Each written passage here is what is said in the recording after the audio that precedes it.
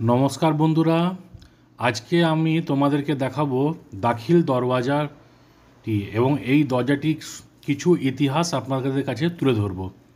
এটি 1425 সালে নির্মিত একটি চিত্তাকর্ষক গেটওয়ে। দাখিল দরওয়াজা একটি গুরুত্বপূর্ণ মুসলিম স্মৃতিস্তম্ভ আপনারা বলতে পারেন। দাখিল দরওয়াজা নামটির আক্ষরিক অর্থে ইংরেজিতে প্রবেশদ্বার অনুবাদ করা হয় এবং ইংরেজিতে এটা এন্ট্রি গেট বলা যেতে পারে। এটি ছিল পশ্চিমবঙ্গের গৌড় শহরের পুরানো নাম লখনৌতি দুর্গের প্রধান প্রবেশদ্বার। প্রাচীন দরজাটি সালামি দরওয়াজা নামেও পরিচিত। আলাউদ্দিন হোসেন শাহ দ্বারা নির্মিত বলে মনে করা হয় এবং এটি 21 মিটারের বেশি উচ্চ এবং 34.5 মিটার চওড়া। এর 4টি কোণ রয়েছে, যার শীর্ষে রয়েছে 5 তলা পর্যন্ত উঁচু টাওয়ার। দাখিল দরওয়াজাটি উত্তর দিক থেকে গৌড় দুর্গের প্রধান প্রবেশদ্বার ছিল এবং কাঠামোর চারপাশের বাঁধ দিয়ে খোলে। বিভিন্ন ঐতিহাসিকদের বিবরণ থেকে জানা যায় যে সুলতানদের বসবাসের প্রাসাদটি 22 গাজী নামে একটি 42 ফুট উঁচু প্রাচীরের মধ্যে ঘেরা ছিল, যা 1 বর্গ কিলোমিটার এলাকা জুড়ে ছিল।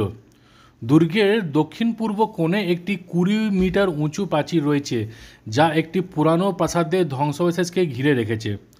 সংলগ্ন প্রাচীর থেকে কামান নিক্ষেপ করা হতো, তাই গেটটি সালামি দরওয়াজা নামেও পরিচিত। গেটওয়েটি 4.5 মিটার চওড়া, উভয় পাশে গার্ডরুম দ্বারা ঘেরা একটি কেন্দ্রীয় প্যাসেজও রয়েছে। অনেকের মতে এটি ছিল মেন দোয়ার। এখান থেকে সমস্ত কামান, সমস্ত সৈন্যরা বার হতেন এবং সালামি দেয়া হতো। বন্ধুরা, এটি হচ্ছে ফিরোজ মিনার। এটাকে ফিরোজ মিনার নামে পরিচিত। ভারতের আমাদের পশ্চিমবঙ্গেরই গৌড়েরই অবস্থিত একটি 5 তলা টাওয়ার।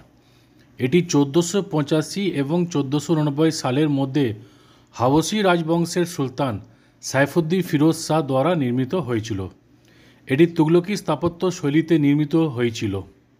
প্রথম 3টি তলা ডোডোক্যাগনাল হলেও শেষ দুটি কিন্তু বৃত্তাকার।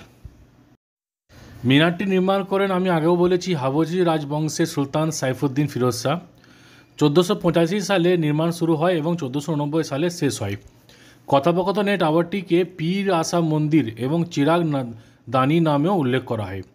এছাড়া টাওয়ারটি যুদ্ধক্ষেত্রে ফিরোজ শাহের বিজয়ের স্মৃতিচারণ করে। ইতিহাস থেকে জানা যায় যে ফিরোজ শাহ মিনারের উচ্চতা লম্বা থেকে সন্তুষ্ট ছিলেন না, যার জন্য যিনি এই টাওয়ারটিকে তৈরি করেন, যে চিফ যে আর্কিটেকচার ছিলেন, ওনাকে ফিরোজ শাহ ওপর থেকে তলা থেকে ফেলে দেন।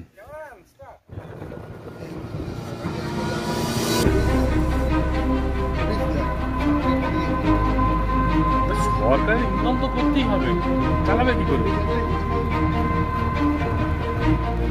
মনে হচ্ছে কোথাও আগে এইদিকে আছে।